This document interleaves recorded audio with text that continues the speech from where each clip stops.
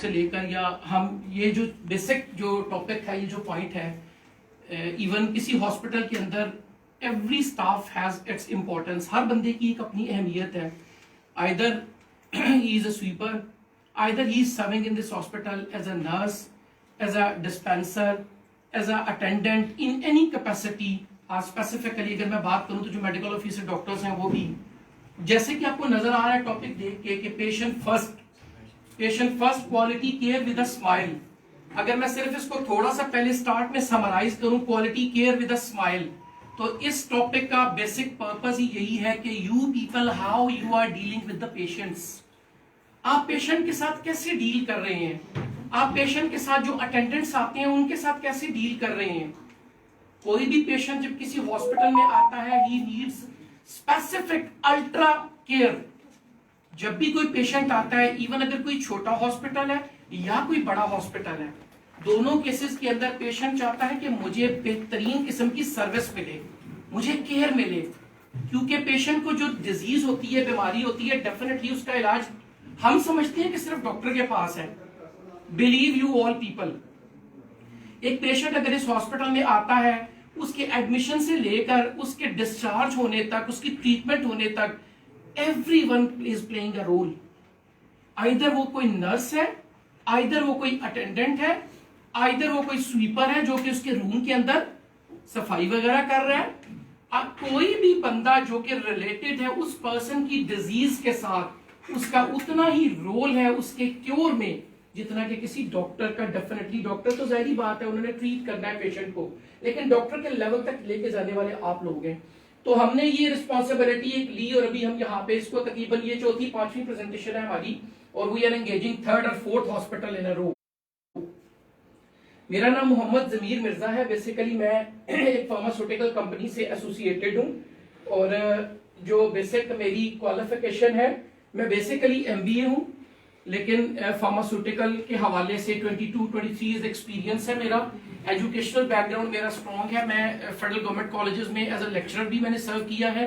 मैंने एक दो कॉलेजेस को एज अ प्रिंसिपल भी सर्व किया है, और अभी मैं फार्मास्यूटिकल कंपनी के साथ सेल्स के शोबे से भी वाबस्ता हूँ और इंडस्ट्री का ट्रेनर भी हूँ।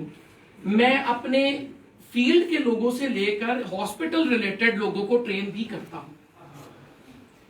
हमारा जो बेसिकली टॉपिक है ये है ए पेशेंट फर्स्ट, और अगर पहली बात मैं करूं तो ये है ARRM अप्रोच। आप खुद इसको जस्टिफाई कीजिएगा, अगर कोई क्वेश्चन है तो उसको ज़हन में रख लीजिएगा। आफ्टर दिस प्रेजेंटेशन हम क्वेश्चन लेंगे और आप लोगों को ये सेटिस्फाई करेंगे कि ये चीजें क्यों जरूरी हैं। ARRM से क्या बनता है? A for attention, R for retention, next R for reproduction, और लास्ट है मोटिवेशन। अगर मैं इनको नंबर 1 से लेकर नंबर 4 तक कैटेगराइज करूं, आपके लिए क्या इंपॉर्टेंट है? सबसे पहले अटेंशन। किस चीज की अटेंशन? जनरली अगर बात करूं, एक पेशेंट आता है, आप काउंटर पे बैठे हुए हैं, एनीवन पेशेंट आके आपके सामने खड़ा है, तो फौरी तौर पे जिस तरह होटल के अंदर होता है कि होटल के अंदर जो स्टाफ खड़ा होता है रिसेप्शन के ऊपर, फौरी तौर पे एड्रेस करता है, जी सर मैं आपकी क्या खिदमत कर सकता हूं। Patient want this. अब पेशेंट वहां पे खड़ा है और जो हॉस्पिटल का अटेंडेंट है या हॉस्पिटल से रिलेटेड कोई भी पर्सन है, वो उसको अटेंड नहीं कर रहा, अटेंशन नहीं दे रहा। तो ये पहला पॉइंट भी पेशेंट के ज़हन में जाता है, यार मैं तो यहाँ पे आ गया हूँ, they are not even looking at me, वो तो मुझे रिस्पॉन्सिबिलिटी को मुझे देख ही नहीं रहे। तो this is one thing very important which is called attention, focus on something. मेरी बात याद रखिए, हम जहां कहीं भी जाते हैं, मोबाइल ने आजकल की दुनिया को जैसे जिद्दत में मुब्तला किया, वैसे कुछ खराब भी किया। हमारे हाथ में मोबाइल होता है, we can't even pay attention towards a simple topic in which we are doing. हमने अगर पेशेंट को अटेंड करना है तो हमें, मेरा ख्याल है, at that time we should not use the mobile as well. हम लोग जब भी कोई ट्रेनिंग स्टार्ट करते हैं, कोई भी काम करते हैं, हम कहते हैं फॉर सेक ऑफ गॉड इसको थोड़ी देर के लिए मोबाइल को स्विच ऑफ न करें। सारी बात है, घर की कोई रिस्पॉन्सिबिलिटीज है, कुछ है, at least a mobile phone can go on the vibration mode as well. आप डिस्टर्ब ना करें, बहल आती है सब डिस्टर्ब। तो ये चीज है, patient need attention. Then retention. Retention mean what observed must be oriented. ये मैं यहाँ पे कह रहा हूँ आपको कि जो यहाँ पे चीजें हम डिलीवर करने जा रहे हैं, आपसे रिक्वेस्ट है इसको रिटेन कीजिएगा। कुछ पॉइंट आप नोट कर लीजिएगा कि ये चीजें मुझे यहाँ पे करनी है। आप बिलीव करें, अल्लाह ताला ने इंसान को सलाहियत दी आगे बढ़ने की, और अल्लाह ताला कभी भी इंसान के ऊपर उसकी जरूरत से ज्यादा बोझ नहीं लाता। अब हमारे ऊपर है कि हम ग्रो कैसे करते हैं। I am sorry to say, if someone wants to be a nurse for the life time, I can't change his her feeling. मैं नहीं मोटिवेशन बाहर से आके दे सकूंगा, मैं उठा के नहीं ले जाऊंगा कि आपने आगे जाना है। You are the one who will grow by yourself. आप खुद इनिशिएटिव लेंगे तो आप ग्रो। अच्छा, जरूरी नहीं है कि नर्स या बंदे ना अगर डॉक्टर बन जाए, नहीं। When you are modifying your services, जब अपने काम को बेहतर करते हैं तो बेसिकली आप अपने आप को क्या कर रहे हैं? अपग्रेड कर रहे हैं। आप अपने आप को अपग्रेड कर रहे हैं। मेरा कंसर्न किसी भी अब आप देखें कि लैब के अंदर, मैं एक सिंपल सी एग्जांपल आपको देता हूं रिटेंशन के हवाले से। एक लैब के अंदर एक स्पेसिमेन दिया गया ब्लड का, और उसी वक्त एक दूसरा पेशेंट आया, उससे भी स्पेसिमेन दिया ब्लड का। अब जो पेशेंट बिल्कुल ठीक था, जिसको इशू नहीं था, उसको उन्होंने डायग्नोज कर दिया हेपेटाइटिस सी, एक छोटी सी गलती की वजह से। अब वो पेशेंट जो है ना, वो अब दोबारा तो भी टेस्ट नहीं, ही वाज वेरी क्यूरियस, मुझे तो कोई मसला ही नहीं, मुझे हेपेटाइटिस सी कैसे हो गया। लेकिन फिर उसको किसी ने कहा यार चलो काउंटर चेक कर लो। किसी दूसरी लैब से गए, वहां से करवाया, नहीं आया। सबसे पहला क्या होगा? यार ये लैब ठीक नहीं है, मुझे यहाँ पे नहीं आना। एक बंदे की छोटी सी गलती, क्या हुआ? सारे का सारा सिस्टमैटिक वे खराब हो गया। ये चीज है रिटेंशन, रिप्रोडक्शन। अगर आप में से किसी की अंडरस्टैंडिंग बहुत अच्छी है, कोई चीज आप समझ रहे हैं ना, आपको समझ आ गई है, आप अपने दूसरे साथी को बताएं यार ये मैंने ऐसे सुना था, ऐसे होना चाहिए। तो हम क्या कहते हैं? बड़ा अच्छा तरीका है किसी को समझाने का। ये कोई तरीका नहीं है आप किसी के पास बैठे और नहीं ये गलत कर रहे हैं, आप छोड़े बंद करें। नो, तरीका कारी होता है यार, आप ऐसे कर रहे हैं, मैंने ऐसे सुना था, क्या ख्याल है, ये सही है, ऐसे कर लें। तो ये एक तरीका होता है किसी चीज को रिप्रोड्यूस करने का, मोटिवेशन। तो मैंने आपको पहले कह दिया, मोटिवेशन आपके अंदर से आएगी। आपने खुद अपने आप को ग्रो करवाना है, आपने खुद अपने आप को लर्न करवाना है। बाय गॉड, ये हमारा रो में चौथा पांचवा सेशन है। हम कभी कई हॉस्पिटल में गया जहां पे फैसिलिटीज इवन स्टाफ के लिए पूरी नहीं, but this is a very very good hospital. इतनी अच्छी फैसिलिटीज हैं। यहां पे रह के पेशेंट किस लिए आता है? Why patient is paying. आप यकीन करें, अगर आप सर्विसेज अच्छी पे करते हैं ना, आप जो मर्जी चार्ज करें पेशेंट से, ही और she wants to be satisfied. मुतमईन कब होगा? जब उसको सर्विसेज अच्छी मिलेंगी। याद रखो, एक डॉक्टर की प्रिस्क्रिप्शन के ऊपर लिखी हुई दवाइयां काफी नहीं है। आप लोगों का एटीट्यूड भी इंपॉर्टेंट है, आप लोगों की डिस्कशन भी इंपॉर्टेंट है। स्माइल का मतलब ये कतई नहीं लेना कि जब इसका जो टॉपिक स्टार्ट में हमने किया था कि quality care with smile, smile कोई सेंस में नहीं लेकर जाना, जरूरी नहीं है। स्माइल मीन अगर आप खुदा न खास्ता अपनी किसी फ्रस्ट्रेशन के अंदर है ना, तो आप कभी भी पेशेंट को डील नहीं कर सकते। तो सबसे पहले आपको खुद माइंड फ्री होके आना है, आपको खुद आना है। हाँ, अगर आप में इतनी कोलेबोरेशन है, two people are sitting in a sample capacity, same capacity, और आप ये देख रहे हैं कि एक थोड़ा सा मेंटली डिस्टर्ब है, घर के अंदर कोई प्रॉब्लम है, you must leave that seat for a while. आप किसी को रिक्वेस्ट कर लें, आ जाओ थोड़ी देर के लिए मेरी जगह के ऊपर बैठ जाओ, वो हर्ज नहीं है। और ये कब होता है? जब आपका आपस में वो जो है ना कोलेबोरेशन अच्छा होगा। सबसे पहली बात याद रखिएगा, मैंने जिंदगी में जो चीजें सीखी हैं और पढ़ी हैं कि एक हॉस्पिटल, एक इदारे के अंदर रह के स्टाफ का जितना आपस में रिलेशन अच्छा होगा ना, उससे बड़ी चीज और है ही कोई नहीं। अगर आप आपस में एक दूसरे के अगेंस्ट जाएंगे ना, तो मेरा ख्याल इदारा कभी भी मजबूत नहीं हो सकता। तो सबसे पहले आज के दिन से ये कोशिश करनी है कि अगर किसी की कोई गलती भी है, उसको सिखाना है, साथ बिठा के उसे साथ लेकर चलना है। अगर किसी को कुछ नहीं आता तो उसे ये कोशिश करनी है कि मैं उसे, और तरीका ये नहीं होता कि तुम ये गलत कर रही हो, नहीं, तो ये मैं देखो, ये ऐसे मैंने किया है, आपने ऐसे किया, तो देख लेते हैं कौन सा मेथड ज्यादा सही है। वो खुद रियलाइज करेगा। अगर हजरत मोहम्मद मुस्तफा सल्लल्लाहु अलैहि वसल्लम के नवासे अपने उस्ताद को वजू करना सिखा सकते हैं, तो हम क्या चीज है? तो हम एक दूसरे के साथ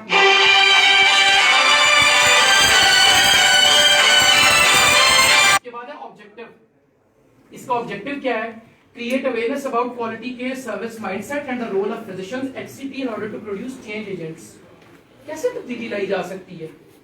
मैं एक सिंपल सी बात करता हूँ। एक पेशेंट आपके पास आया है, आपने उसको ट्रीट किया बहुत अच्छी। अच्छा, एक बड़ी सिंपल सी एग्जांपल है, आपने शायद सुनी होगी कि किसी हॉस्पिटल में कोई बंदा कहता है मैं वहां से जाके ना, वो हॉस्पिटल आता है, कहता है वो फलां स्टाफ मौजूद है, मेल या फीमेल, कहते क्यों?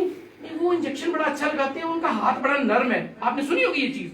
अब इंजेक्शन में हाथ नरम सख्त क्या है? तो इट मींस कि ही और she has such a brilliant attitude कि वो पेशेंट को फील ही नहीं होता। आधी बीमारी तो पेशेंट की ऐसी ठीक हो जाती है। I can bat my life के लेबर रूम के अंदर जब पेशेंट सी सेक्शन में भी इवन हो जाती है या डिलीवरी होती है तो वहां पे 50 to 60% रोल डॉक्टर की काउंसलिंग का होता है पेशेंट के लिए, कि वो डॉक्टर काउंसल भी साथ कर रही होती है। लेकिन अगर डॉक्टर खुद ही अपने माइंडसेट में क्लियर नहीं है तो पेशेंट कहेगा मैंने इससे क्या, मुझे क्या फायदा होना है, तो पेशेंट ठीक है। उसके बाद हेल्थ केयर इकोसिस्टम कौन सा है, हम किस सिस्टम के गिर्द मूव कर रहे हैं, ये देखें ये सारी चीजें। अब आप भी यहाँ पे देखें आप कहाँ पे लाया करते हैं, पेशेंट आया, HCP कौन है, हेल्थ केयर प्रोफेशनल, आप भी हेल्थ केयर प्रोफेशनल, आप सारे हेल्थ केयर प्रोफेशनल है, खाली डॉक्टर नहीं आता है इसमें। हेल्थ केयर प्रोफेशनल जो कि हेल्थ से रिलेटेड कोई भी केयर करता है उसको कहते हैं। फिर फैसिलिटीज, आपका हॉस्पिटल क्या क्या फैसिलिटी दे रहा है, क्या ऐसा पॉसिबल है कि आपके हॉस्पिटल के अंदर पेशेंट है उसकी ECG करनी हो कि नहीं, कहीं से करा के आ जाए, will it be suitable, no. क्यों, तो फिर आपको पेशेंट को एंगेज करने के लिए वो फैसिलिटी यहाँ पे प्रोवाइड करनी है, क्या क्यों, ताकि पेशेंट को लगे कि मैं जहाँ पे आया हूँ मेरी अल्टीमेट केयर जो है वो हर लिहाज से होगी यहाँ पे। देन इंडस्ट्री, फिर देखना है कि आप जिस इदारे के साथ मुंसलिक है वो इंडस्ट्री में उसकी रेप्यूट कैसी है। और याद रखिए रेप्यूट कौन बनाता है, रेप्यूट एम्प्लॉयज बनाते हैं। जितना बिहेव अच्छा करती हैं एम्प्लॉयज, जितना अच्छा आप, इस इदारे की सबसे अच्छी मार्केटिंग आप लोग हैं।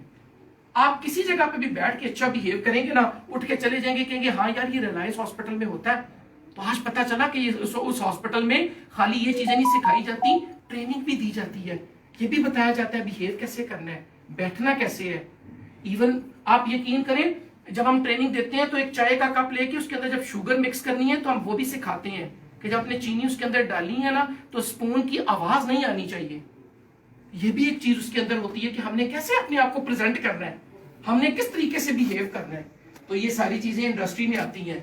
फिर रेगुलेटर, रेगुलेशन चीजें, मतलब जो काम आप कर रहे हैं आपने उसको कॉन्टिन्यूसली सर्विंग मोड में करते जाना है। और फिर एकेडेमिया, एकेडेमिया इसलिए इंपॉर्टेंट है जो भी हम कर रहे हैं, नॉलेज कभी खत्म नहीं होती, आपको सीखने की जरूरत है, मुझे सीखने की जरूरत है।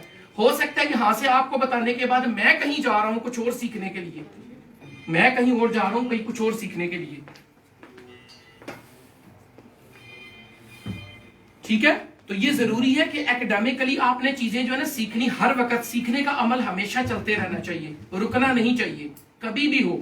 फॉर एग्जाम्पल मैं एक नर्सिंग स्टाफ की बात करता हूं, अगर एक नर्सिंग स्टाफ के पास एक पेशेंट आता है कहता है मुझे सबक्यूटेनियस इंजेक्शन लगा दें, तो मेरा ख्याल है शी और he should not go to anywhere पूछना है ये कैसे लगेगा। If a nursing staff knows intragluteal कैसे लगता है, इंट्रावीनस कैसे लगता है, इंट्रामस्कुलर कैसे लगता है, तो शी और he should also be aware that intra subcutaneous कैसे लगता है, इंसुलिन कैसे दी जाती है, उसके लिए डोज कैसे एडजस्ट की जाती है। तो ये सारी चीजें तो आपको पता होंगी because you are professional. But I think कि पेशेंट को, मुझे याद है कि एक स्टाफ इसी तरह जब पेशेंट को देता है ना, जब डॉक्टर ने प्रिस्क्रिप्शन लिखी बाहर आए तो वो स्टाफ खड़ा होके ना, खड़ी होके वो ऐसे बता रही होती है ये मेडिसिन है, ये आपने सुबह और इस वक्त लेनी है, ऐसे लेनी है। आप पेशेंट जो होता है जो बिल्कुल इग्नोरेंट बना होता है वो कहता है जी पानी के साथ लेनी है, क्या हो। जितने इफेक्टिवली आप पेशेंट को ट्रीट करेंगे उतना उसका माइंडसेट जो है ना, आधी बीमारी उसकी वहीं पे ठीक हो जाएगी। तो ये बेसिकली हेल्थ केयर इकोसिस्टम है हमारा। Different roles of health care professional, ये रोल्स अब आप देखें हम सारे यहाँ पे इनमें कहीं ना कहीं लाए करते हैं मेडिकल एक्सपर्ट्स के अंदर। कम्युनिकेटर, मैं इस वक्त कम्युनिकेटर हूँ, मैं आपसे कम्युनिकेशन कर रहा हूँ, मैं कम्युनिकेट कर रहा हूँ, चीजें आपको बता रहा हूँ। मैं सिंपल सी एक बात करता हूँ कि एक जो हॉस्पिटल के अंदर एक जो सफाई करने वाला, अब आप मुझे एक बात बताएं, शायद आप लोगों ने, मेरा ख्याल है वो एक मुन्ना भाई MBBS मूवी सबने देखी होगी। अब उसके अंदर जो एक स्वीपर का रोल बताया गया, मैं आज भी यहाँ पे कहता हूं अगर ये जगह साफ ना हो तो कोई यहाँ पे बैठ सकता है, पेशेंट यहाँ पे आ सकता है। तो सबसे पहला इस हिस्से में किसने रोल डाला है, वो बंदा जो यहाँ पे सफाई करता है। तो मेरा ख्याल है उसकी भी रिस्पेक्ट उतनी है जितनी मेरी यहाँ पे खड़े होकर रिस्पेक्ट है। इज्जत जो है ना वो हर एक की बराबर है, खा कोई भी काम, कोई भी छोटा बड़ा नहीं होता, मेरी बात याद रखिए, कोई काम छोटा बड़ा नहीं होता। छोटी बड़ी क्या है, हमारी सोच है, हम किसी को बड़ा काम बना दें, किसी को छोटा काम बना दें। उसके बाद है स्कॉलर्स हैं, जब बंदा पढ़ जाता है, चीजें समझ जाता है, तो फिर वो क्या कर देता है, वो खुद आगे लोगों को फिर बताता है, स्कॉलर में आ जाता है, वो फक्कर बन जाता है, चीजें समझाता है लोगों को। कोलैबोरेटर, दो बंदे आपस में जब डिस्कशन करते हैं तो उसे कोलैबोरेशन। आपको अगर कोई चीज नहीं पता तो पूछ लें। हमारे यहाँ सबसे बड़ा प्रॉब्लम ये भी होता है कि हम हेजिटेट कर रहे होते हैं, पता नहीं मेरी शान में कोई फर्क आ जाएगा, मैं किससे पूछ लूं। No, these are my colleagues, if I am stuck at a point, तो क्या हर्ज है मैं इनसे पूछ लूं, हो सकता है इनको पता हो। तो हमारा सबसे बड़ा पॉइंट ये भी है कि हम चीजों को वहीं पे स्टक कर देते हैं, रोक देते हैं। उसके बाद मैनेजर, प्रोफेशनल और हेल्थ केयर एडवोकेट्स, याद रखो किसी भी ऑर्गेनाइजेशन के अंदर मैनेजर और लीडर, इन दोनों में बड़ा फर्क होता है। मैनेजर को मैनेज करना, चीजें समझाना, मतलब सिंपल सी एक बात आता हूं, सॉरी टू से, पर्सनल नहीं है किसी के ऊपर। मैनेजर ये कहता है जाओ यार ये इसको ऑन करो, लीडर ये कहता है आओ यार मैं आपको बताऊं कैसे ऑन करते हैं। मैनेजर कहता है जाओ इसको इंजेक्शन लगा दे, लीडर आके कहता है, आप में भी जब जो मोस्ट सीनियर है वो आके कहेंगी आए जी मैं आपको बताती हूं कैसे इंजेक्शन लगाते हैं। जब कोई बंदा आपको खुद करके दिखाता है तो बेसिकली वो आपके आगे रोल मॉडल बन रहा है, तो वो आपके आगे रोल मॉडल बन रहा है। प्रोफेशनल, हमें प्रोफेशनल अप्रोच की जरूरत है यहाँ पे ऑर्गेनाइजेशन में, इस अदारे में नहीं, इस सिटी में, इस कंट्री में, इस कम्युनिटी में, इस लोकेलिटी में हमें प्रोफेशनल होने की जरूरत है। प्रोफेशनल का क्या मतलब है? सिर्फ एक सिंपल सा वर्ड, जिस काम में हो उसमें एक्सेल करो एक्सेप्शन के साथ, जिस काम में हो उसमें एक्सेल करो एक्सेप्शन के साथ। मतलब ये नहीं कि एक बंदा को, जिस तरह मैंने आपको बताया आजकल मोबाइल हमारे लिए नेमत भी है और जहमत ज्यादा है कि हम कभी कभी इसके चक्कर में अपने जरूरी काम भूल जाते हैं। तो इसके लिए एक्सेलेंस जो होती है ना, प्रोफेशनली एक्सेलेंस, उम्दगी तब आती है जब आप अपने काम को अच्छे तरीके से करते हैं। एक और काम करें, रोजाना जब अपनी ड्यूटी खत्म करके जाते हैं ना, सिर्फ 10 मिनट अपनी जात को दें, देखें कि आज मैंने बहुत अच्छा काम कौन सा किया। अपनी एक डायरी बना लें, उसमें लिखें डेट के साथ कि आज मैंने बहुत अच्छा काम कौन सा किया है, क्यों, वो अपने रिपीट करना है। और फिर उसमें लिखें कि आज मुझसे गलती कौन सी हुई है। याद रखो गलती इंसान से होती है, हजरत आदम की औलाद है, लेकिन गलती को दोबारा दोहराना वो ब्लंडर, मतलब आप जस्टिफाई कर रहे हो कि मैंने गलती की, हाँ ठीक की है मैंने। किसको अच्छा लगता है अपनी इंसल्ट करवाएं? किसको अच्छा लगता है? अगर आप में से कोई सीनियर है या जूनियर है तो ये भी अपने पल्ले बांध लें। समझाने का भी एक तरीका है जो कि आप अगर अडॉप्ट करेंगे तो लोग आपकी बातें सीखेंगे और फिर गलती कभी भी नहीं दोहराएंगे। लेकिन अगर किसी को एक गलती के ऊपर आप कह देंगे जी कि नहीं ऐसे नहीं है, तो वो दोबारा कभी आपसे पूछेगा ही नहीं। That is very important. ये कभी आपने सुना होगा ये चीजें, cancer boy dies after blunder over injection. ऐसे ही होता है ना, पेशेंट खुद क्रिटिकल हालत में आया, इंजेक्शन लगा, दवाई दी, डेथ हो गई। क्या होगा? गलत इंजेक्शन लगा दिए। सुनने में आता है ना, कसूर नहीं होता। वजह क्या है? हमारे सोसाइटी के अंदर सबसे बड़ा प्रॉब्लम है टॉलरेंस का। ये जो मैं आप लोगों को करवा रहा हूं, मैं ये सोचता हूं कि ये हमें सोसाइटी को भी करानी चाहिए, पेशेंट को भी ये समझना चाहिए, पेशेंट को भी ये समझना चाहिए। एक सिंपल सा छोटा सा वाकया है कि इसी तरह एक फैमिली अपने एक बेटे को लेके, एक्सीडेंट उसका हुआ तो वो बैठे हुए ओटी के अंदर लेके गए, जी डॉक्टर का वेट कर रहे हैं, डॉक्टर का वेट कर रहे हैं। तो हाफ एन आवर के बाद डॉक्टर आया, तो आते साथ उन्होंने कहा जी कि यू आर इररिस्पॉन्सिबल डॉक्टर, आपको पता ही नहीं है हमारा बेटा अंदर ओटी में है, उसकी ब्लीडिंग हो रही है, ये हो गया वो हो गया। डॉक्टर ने कोई जवाब ना दिया, चुप करके अंदर चला गया, ऑपरेट किया, ठीक हो गया वो बच्चा, बाहर आए। फिर वो आए तो डॉक्टर पास से गुजर के चला गया। कहते हैं जी डॉक्टर साहब देखिए इनका एटीट्यूड क्या है, इनको तो बात करने का पता नहीं है, हम यहाँ पे खड़े हैं। तो पास खड़े एक स्टाफ निकालने का, डॉक्टर साहब के बेटे की अभी थोड़ी देर पहले डेथ हुई है। तो वो उसकी जो है ना वो जनाजे में शिरकत करके आ रहे थे, लेकिन उन्होंने कहा कि नहीं मैंने अपना फर्ज निभाना है, और उन्होंने आके पेशेंट को पहले ट्रीट किया, उसकी सर्जरी की, आपका पेशेंट खतरे से बाहर है, ठीक है, अब वो दोबारा अपने बेटे की आखिरी रसूमात के लिए जा रहे हैं। तो हमें अपनी थिंकिंग को भी इम्प्रूव करना होगा। हमें एकदम से किसी के ऊपर इल्जाम लगाने से पहले अपने आप को देखना होगा कि हम कहाँ पे गलत हैं, हम कहाँ पे गलत हैं और क्यों ऐसे। और ये सिर्फ इस वजह से आता है कि जब हम प्रॉपर अटेंशन, प्रॉपर केयर नहीं करते, तब ये ब्लडर हमारे ऊपर आते हैं। Teenage patient dies after doctor's injection mistake. मुझे एक बात बताएं, डॉक्टर की इंजेक्शन मिस्टेक, खुदा ना खास्ता क्या है कि डॉक्टर अपने प्रोफेशन से इतना ही डिसऑनेस्ट है कि वो गलत इंजेक्शन लगा के मरीज मार देगा, तो मुझसे मेरा दिल तो नहीं मानता, बीइंग अ प्रोफेशनल मेरा दिल तो नहीं मानता। लेकिन ये चीजें अराइज क्यों होती हैं? क्योंकि हमारे यहाँ टॉलरेंस की कमी है, हमारे यहाँ बर्दाश्त की कमी है, सब्र की कमी है। ये देखें, ये सारी चीजें हमें तब फेस करनी पड़ती हैं जब हम चीजों को सही समझते नहीं है। ये देखें, total number of American America के अंदर टोटल नंबर 400,000 एक साल में तकरीबन मेडिकल एरर की वजह से उनकी डेथ होती है। मेडिकल एरर, ये क्यों होते हैं मेडिकल एरर? इसीलिए होते हैं कि प्रॉपर ट्रेनिंग नहीं है। छोटे छोटे एरर्स ऐसे भी हो सकता है, खुदा न खास्ता नर्सिंग स्टाफ को इतना वो नहीं है, 110% नहीं है कि उनसे गलती ना हो जाए, इंजेक्शन गलत भी लग सकता है। तो ये मेडिकल एरर्स बता रहे हैं अमेरिका के अंदर 400,000 per year. epidemic of patient harm in hospital must be taken more seriously if it is to be curtailed। अगर हमें हॉस्पिटल के अंदर ये चीजें कंट्रोल करनी है, अपने एनवायरनमेंट को बेहतर बनाना है, तो हमें इन चीजों के ऊपर काबू पाना होगा। वो कैसे पाएंगे? जब आप लोग फुली इक्विप्ड होंगे चीजों के लिए। आज भी पेशेंट घर में बीपी ऑपरेटर्स होने के बावजूद आपसे चेक करवाने क्यों आता है? क्योंकि वो अपनी रीडिंग से ज्यादा आप लोगों के ऊपर भरोसा करता है कि आप मुझे गलत नहीं बताएंगे, आप सही करके देंगे। तो आपका जो एक इमेज बना हुआ है, वो इमेज आपका 110% रहना चाहिए पेशेंट के लिए। वो तभी होगा तो तब ये चीजें जो है ना ये कम होंगी और ये सामने नहीं आएगी। ठीक है, ये हमारा हेल्थ केयर सिस्टम है। 3-4 तस्वीरें ग्लिम्स आपको दिखा रहा हूँ। आज भी हम पीरों फकीरों के चक्कर में पड़े होते हैं। हमें पेशेंट को समझानी है बातें। मैं आपको ये क्लियर बता रहा हूं। आप एक रिक्वेस्ट है, देखिए जब आपके ऊपर कुछ जिम्मेदारी है ना, तो पेशेंट के लिए भी आपके ऊपर जिम्मेदारी है। कैसे? आप पेशेंट को कहेंगे सबसे पहली चीज जो है कि जो सेल्फ मेडिकेशन है दैट इज अ क्राइम। आप में से फार्मेसी में अगर कोई है फार्मेसी से रिलेटेड, तो फार्मेसी वाला बंदा कभी भी डॉक्टर की प्रिस्क्रिप्शन के बगैर कोई दवाई रिकमेंड नहीं कर सकते, डॉक्टर का काम है। तो यहाँ पे आज भी हम ये करते हैं, जरा सी बीमारी घर से मेडिसिन उठा के ले ली। So what should be the need of the doctor? अगर आप खुद कर रहे हैं तो हमें इस चीज को भी हमें समझाना है पेशेंट को। जो डॉक्टर ने लिख के दी वही मेडिसिन लेनी है, जिस टाइम पे डॉक्टर ने लिख के दी है वही टाइम पे लेनी है। आपने खुद से डॉक्टर नहीं बनना, ये भी हमारा काम है। ये भी पेशेंट फर्स्ट में आता है। क्या पेशेंट को इतना ज्यादा अपने साथ अटैच और इन्वॉल्व कर लेना है कि पेशेंट आपकी बात माने, पेशेंट आपके ऊपर रिलाय करे। मैं कसम उठा के कहता हूं आपको कि जब पेशेंट आपसे यहाँ बिल्कुल अल्हम्दुलिल्लाह ठीक होके जाता है, तो वो अपनी 10 जगहों के ऊपर जाके वो फिर कहता है कि जी मैं वहां पे ट्रीट हुआ था रिलायंस हॉस्पिटल में, बहुत अच्छे लोग हैं। तो आप लोगों की वजह से हॉस्पिटल का एनवायरनमेंट बनता है।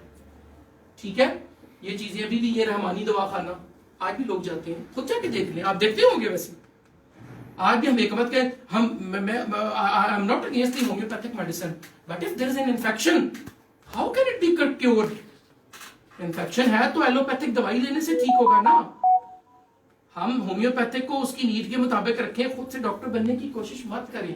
हम आज भी ये काम मैंने देखा, इवन एक डॉक्टर के सामने बैठ के ना एक बंदा खुद अपना एक्सरे खुद देख रहा होता है। If you are very self sufficient तो फिर डॉक्टर के पास क्यों आए आप? तो ये चीजें हमें पेशेंट को रियलाइज करानी है। You are not a doctor, please. ये सिस्टम जो है ये देखें, अब इसके अंदर ये सारी चीजें, ये लेटेस्ट एनवायरनमेंट है जो कि हमें लेकर आना है। और मेरा ख्याल है कि अगर मैं देखूं तो जितना हमारा इस वक्त एडवांस सिस्टम आ चुका है, ये सारी चीजें यहाँ पे, आप जिस लोकेलिटी में बैठे हुए हैं आपको तो बहुत ज्यादा प्रिकॉशन के साथ आपको चलना पड़ता है। आपको बहुत ज्यादा सोच समझ के बात करनी पड़ती है। आप उस लोकेलिटी में बैठे हुए जहाँ पे आपके पास छोटी सी भी गलती की गुंजाइश नहीं है।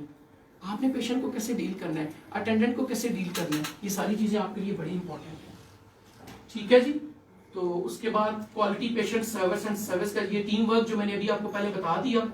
टीम वर्क में क्या है कि आपने कैसे मिलजुल के एक दूसरे के साथ काम करना है, एक दूसरे का काम नहीं करना, एक दूसरे के साथ मिलकर काम करना है और एक दूसरे को काम में सपोर्ट करना है। जरूरी नहीं है, और एक बात मेरी याद रखिए, प्लीज डोंट डू दैट, वो काम मत करें जिसमें आपकी प्रोफिशिएंसी नहीं है। आप रेलेवेंट बंदे को बुला लें।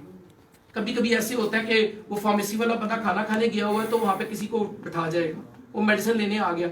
प्लीज नो कहने की आदत डालें, जी प्लीज वेट, सॉरी जो रेलेवेंट बंदा यहाँ पे अवेलेबल नहीं है, I am not related to that typical field. तो ये जरूरी है हमारी। अब ये क्या है, कहता है कस्टमर क्या चाहता है, customer in a restaurant wants more than a meal. क्या मतलब? खाना खाने गया, वांट्स मोर देन अ मील। वो कहता है मुझे अच्छी जगह मिले, मेरा टेबल चेयर अच्छी जगह पे लगा हो, मुझे सर्विसेज अच्छी मिले, मेरे साथ वेटर तमीज से आके बात करें। ये सारी चीजें, ये बेसिकली कस्टमर, आपका कस्टमर कौन है? जो पेशेंट आते हैं वो भी चाहते हैं कि सफाई। मेरा ख्याल है कि जिस तरीके से इस हॉस्पिटल के अंदर एनवायरनमेंट है, यहाँ पे तो सारी चीजें जो है ना वो समझाई आप लोगों के लिए। आपने सिर्फ पेशेंट को डील कैसे करना है, गेस्ट इन अ होटल वांट्स मोर देन अ room, females while shopping needs more than clothes. Services बड़ी मैटर करती हैं। कहते हैं दो चीजें होती हैं, टेंजिबल और एक इनटेंजिबल। टेंजिबल वो जो जाहिर नजर आ रही है, आपको चीज एक मिल गई, ठीक है, पेशेंट को अपने प्रिस्क्रिप्शन लिख के दे दी। इनटेंजिबल क्या लेकर जाएगा? आपका बिहेवियर, आपका एटीट्यूड, आपका उसके साथ अच्छी स्माइल, आपका उसको अच्छा गाइड करना, ये वो इंटेंजिबल है जो वो साथ लेकर जाएगा घर में और फिर बताएगा कि मेरी जो है ना वहां पे जो केयर हुई है ना, मैं आपको बयान नहीं कर सकता कैसी केयर हुई है। Patient wants more than just the service that is offered, wants to be treated well, मुझे अच्छे तरीके से ट्रीट करें। What does our patient want? हमारा पेशेंट क्या चाहता है जी? Speedy recovery. कुछ चीजें आती होती है जो हमारे बस में नहीं है, हम पेशेंट को जल्दी ठीक नहीं कर सकते। पेशेंट आगे कहता है जी मुझे कोई ऐसी दवाई दें, बस 2 खुराकों में मुझे आराम आ जाए। क्या करेंगे? मान जाएंगे उसकी बात? फिर उसको क्या करना पड़ेगा? काउंसल करना पड़ेगा। याद रखें, एंटीबायोटिक की डोज मेरा ख्याल है 3rd या 4th डोज के बाद से तो रिलीफ स्टार्ट होता है, और 3री डोज के बाद पेशेंट वैसे छोड़ देता है। उसके बाद है एफर्ट, फिर है ऑप्शंस, बी अंडरस्टूड। ये डॉक्टर समझा रहे हैं उसको पॉज करके, आप समझा रहे हैं आपकी बीमारी ये है, आपको दिन में ये करना है, आपको दिन में 2-3 बार क्या करना है, आपको अपना बीपी चेक करना है, आपको ये खुराक खानी है, ये चीजें आपको नहीं खानी, ये सारी चीजें आपने बतानी है। ये बड़ा इंपॉर्टेंट है, कॉन्फिडेंशियलिटी। सबसे बड़ी पेशेंट की प्रॉब्लम ये होता है, कई पेशेंट आके आपके सामने या आप डॉक्टर के सामने अपनी बीमारी नहीं बता सकते। क्यों? कहते हैं मेरी जो बात है वो कॉन्फिडेंशियल रखें, कोई भी तकलीफ है अगर मुझे, मतलब उसको तशहीर ना करें, मुझे मेरा इलाज बताएं। देन इंपॉर्टेंट, पेशेंट को इंपॉर्टेंट लेना, positive, satisfaction, value for money, जो वो सर्विसेज दे रहा है, रिलायबली, सारी चीजें। मेरा ख्याल है कि मैं जिस हॉस्पिटल में खड़ा हूं ना, believe you I could not exaggerate even a single word, ये सारी चीजें माशाल्लाह यहाँ पे अवेलेबल हैं। Just we want to add the attitude in that. आप लोगों के लिए एक जरूरी चीज है एटीट्यूड और एप्टीट्यूड, ये भी हमने लास्ट टाइम में करवाई है। एप्टीट्यूड तो वो खुदादात सलाहियत है जो अल्लाह ने आपको दी हुई है। एटीट्यूड क्या है? कि आप किसी चीज के सामने आने से कैसा बिहेव करते हैं, वो एटीट्यूड है, तो वो आपके लिए बहुत ज्यादा इंपॉर्टेंट है। ये 3 C's हैं पेशेंट के लिए, क्योर, केयर, कम्युनिकेशन। इलाज हो उसका, उसकी केयर हो, कम्युनिकेशन उसके साथ आप बताएं उसको, उसकी बीमारी का एक एक लम्हा उसको गाइड करते जाएं। कहता है एम्पावर्ड पेशेंट, पेशेंट को समझाओ, उसको एम्पावर करो। नो डिसीजन अबाउट मी, वो कहता है जो भी मेरे बारे में फैसला करें मुझे बताएं पहले। वो आजकल वो बना हुआ ना, सर्जरी करनी हो तो एक लेटर से साइन करवाते हैं, फैमिली साइन करती है ना, पेशेंट को भी पता होना चाहिए। She should be well aware, ownership of treatment and wellness। आजकल सबसे बड़ा प्रॉब्लम ये होता है कि पेशेंट जब आता है, उसको जब बताया जाता है कि तुम्हारे ट्रीटमेंट के ऊपर इतना एक्सपेंडिचर आएगा, जब खुदा न खास्ता किसी वजह से एक्सपेंडिचर बढ़ जाए तो पेशेंट शोर करना शुरू कर देता है। ये भी आपकी रिस्पॉन्सिबिलिटी है। कैसे बढ़ता है ट्रीटमेंट की कॉस्ट, कैसे बढ़ती है? जब साथ कोई और कोमॉर्बिडिटी, कोई और बीमारी होती है, कोई और एक्स्ट्रा सर्विस देनी पड़ती है, तो ये काम आप लोगों का है, पेशेंट को एतमाद में लेके ये चीजें समझाएं। यही पेशेंट फर्स्ट है। मोर इन्फॉर्म्ड एंड नॉलेजेबल और कोलैबोरेटिव एफर्ट, ये सारी चीजें बताएं पेशेंट को। 6P, पेशेंट, ये आप लोगों के लिए, patient, personal, policy, procedure, place, politics. मेरा ख्याल है हर चीज आप अपनी जगह पे समझ चुके होंगे। पेशेंट आपके लिए कितना इंपॉर्टेंट है, पर्सनल आप लोग, उसके बाद पॉलिसी क्या है इस हॉस्पिटल की ये बताएं पहले उसे सामने, फिर प्रोसीजर जो जो तरीका कार है वो बताएं, उसके बाद प्लेस वो तो वो देख ही लेगा, और फिर पॉलिटिक्स। पॉलिटिक्स एक बड़ा इंपॉर्टेंट ये पॉइंट है कि कोई ऐसी चीज ना हो जो पेशेंट को लगे कि हाँ मुझे ट्रीट जो है गलत तरीके से किया जा रहा है। ये इंटेंजिबल सर्विसेज मैंने आपको बताया, सर्विसेज इंटेंजिबल होती है, नजर नहीं आती लेकिन दिल में रह जाती है पेशेंट के। Intangible deal with the human side of an organisation, they include human emotion, behaviour, understanding, feeling and perception. ये देखें, अब ये आपके ऊपर है। वो फेसबुक के ऊपर लगा होता है ना, किस जगह पे गया हूं तो क्या हूं, feeling happy, sad, anxiety, relax, तो ये आप लोगों के ऊपर है कि पेशेंट जब यहाँ पे आए एंजाइटी लिखे, लेकिन जब यहाँ पे जाए तो सेटिस्फेक्शन लिखे। तो ये आप लोगों के ऊपर है कैसे लिखे, ना वो एंग्री होके जाए, ना वो स्केयर हो, ना वो सैड हो, वो कैसे जाए, एक्साइटेड जाए, रिलैक्स जाए, हैप्पी जाए। अगर एंजाइटी में आया तो वो रिलैक्स और हैप्पी जाए यहां से। ठीक है कि ये सर्विसेज हैं, attentiveness, helpfulness, attitude, understanding, guidance, care, affection, sympathy. और क्वालिटी पेशेंट सर्विस में क्या आ जाती है, रिलायबिलिटी। आपको तो मैं बताने की जरूरत नहीं, इस हॉस्पिटल के अंदर जितना सिस्टमैटिक वे है उससे ज्यादा रिलायबल हो ही नहीं सकता। मैं तो ऐसे हॉस्पिटल में भी मैं गया जहां पे इवन जो माइनर ओटीज है वहां पे ऑटोक्लेव ही नहीं होता। तो यहाँ पे तो जो आपके पास सिस्टम है that is well manage and well train staff available, इतना जबरदस्त सिस्टम, इतनी अच्छी फैसिलिटीज, तो बताना किसने है? पेशेंट बाहर खड़ा है गेट के ऊपर, उसको तो नहीं पता कि आपके माइनर ओटी के अंदर ऑटोक्लेव पड़ा हुआ है, कौन बताएगा? Who will guide him? तो ये आप लोगों का काम है, सर्विसेज आपने बतानी है, अपनी तरफ से बतानी है। उसके बाद एश्योरेंस पर यकीन दहानी कैसे कराई जाती है? कोई ना कोई सर्विसेज बताई जाती है पेशेंट को। मैंने उन हॉस्पिटल में भी जाके देखा कि जो पेशेंट का सीटी स्कैन होने लगता है उनको पता ही नहीं चलता ये सीटी स्कैन की मशीन में मुझे लेके कैसे जाएंगे। तो ये भी आपका काम है। उसके बाद टेंजिबल जो बाज़ाहिर सर्विसेज हैं, फिजिकल सर्विसेज, जो आप इक्विपमेंट देखते हैं ना पेशेंट, अगर उसको कार्डियो मॉनिटर लगा हुआ है, कार्डियोग्राम, तो नया है, सही है, प्रॉपर फंक्शन कर रहा है, बेड अच्छे हैं, सिस्टम सही है, ये सारी चीजें टेंजिबल में आती हैं। एम्पैथी, एम्पैथी किसे कहते हैं? कि बेसिकली हमदर्दी की सेंस में आ जाता है। जितना अच्छा बोलेंगे पेशेंट उतना ही आपसे सेटिस्फाई होगा, रिस्पॉन्स आपका अच्छा होना चाहिए। गवर्नमेंट हॉस्पिटल में आपने देखा है रूम के अंदर पेशेंट पड़ा होता है, इवन अटेंडेंट बुलाने जा रहे हैं, किसी को फुर्सत नहीं, आगे उसकी बात सुनी। क्यों? रिस्पॉन्सिवनेस बड़ी इंपॉर्टेंट चीज है।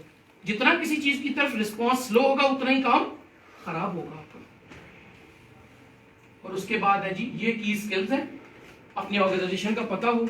एक बात आज क्लियर बता दूं, अगर आप लोगों को अपनी इस ऑर्गेनाइजेशन का एक एक चीज पता है तो you are the best representative of this organisation. आप एसेट हैं, आप इस इदारे का एसेट हैं, आप इस इदारे की मार्केटिंग है। और ये कब पता चलेगा? जब आपकी इंटरनल सेटिस्फेक्शन होगी, वो जरूरी है इदारे।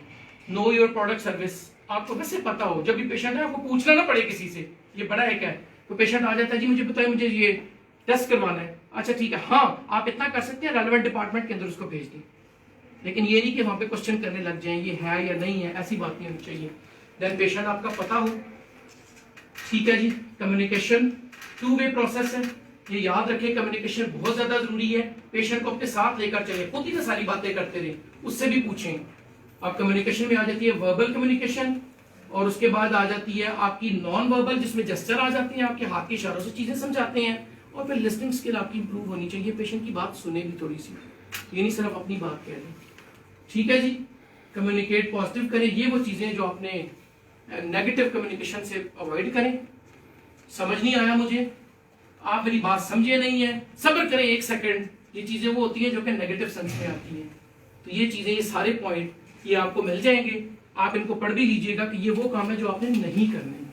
बॉडी लैंग्वेज है, non verbal behaviour, volume cues, थोड़ा सा आहिस्ता बोले, ठहर ठहर के बोले पेशेंट के सामने, ताकि उसको आपकी बात पूरी अच्छे तरीके से समझ आ जाए। अपीयरेंस ऑफ ग्रूमिंग ये सबसे बड़ा इंपॉर्टेंट है। मुझे खैर मेरा ख्याल यहाँ पे कहने की जरूरत नहीं है, जिस अदारे में मैं खड़ा हूँ, आप लोगों का जो ये ड्रेसिंग है, यूनिफॉर्म, सारी चीजें ये वैसे अप्रोप्रिएट है, तो ये सारी चीजें आपको 100% श्योर होनी चाहिए। Do you know that when you talk words only communicate 10%, ये बड़े इंपॉर्टेंट है। क्या जी? The remaining 90% is tone of voice 20% और body language 70%। 10% आपकी बातों का असर, 20% आपकी आवाज की टोन ऊंची आहिस्ता, और 70% आपकी बॉडी लैंग्वेज। ये चीजें कम्युनिकेशन में आती हैं। तो ये गुड लिसनर बने, सुने अच्छे तरीके से, हमदर्दी करें पेशेंट के साथ। Most people do not listen with the intent to understand. हमारा सबसे बड़ा मसला पता है क्या है? जब कोई बात कर रहा होता है ना, हम उसकी बात समझते नहीं है, हम सिर्फ अगला जवाब देने के लिए थोड़ा सा सुनते हैं कि हमने आगे इसको जवाब क्या देना। अपना एक यहाँ पे ना, ये मैं आपकी मैनेजमेंट को कहूँगा, एक छोटा सा कंप्लेंट डिपार्टमेंट बनाए अपने अंदर, ठीक है, अपने अपने डिपार्टमेंट के अंदर बनाए। पेशेंट आए, एक फॉर्म लेते होंगे आप लोग मेरा ख्याल है, सिर्फ पेशेंट से फॉर्म फिल करवाएं, उसे बताएं हमें मजीद इंप्रूवमेंट किस में करनी चाहिए, सबसे अच्छा क्या लगा, ये चीज करें। जिस बिहेवियरल चेंज जो करनी होगी वो आप साथ साथ खुद ब खुद करें, तो आपको पता चल जाएगा कि हम मजीद कैसे बेहतर कर सकते हैं। Patient service, advice, support, guide, assist और help. Just remember, patient in a hospital is for reason, enjoy नहीं करने आया। Feel welcome, feel acknowledge, understood, important, comfortable, respond, ये पेशेंट की नीड है। तो सबसे इंपॉर्टेंट चीज़ है पेशेंट को सुने, उसकी बात समझें और उसके साथ अच्छे तरीके से बर्ताव करें। That's Thank all. you, sir. Thank you. अब इसमें कोई क्वेश्चन है तो आप बताएं मुझे, कोई चीज आपने पूछनी है किसी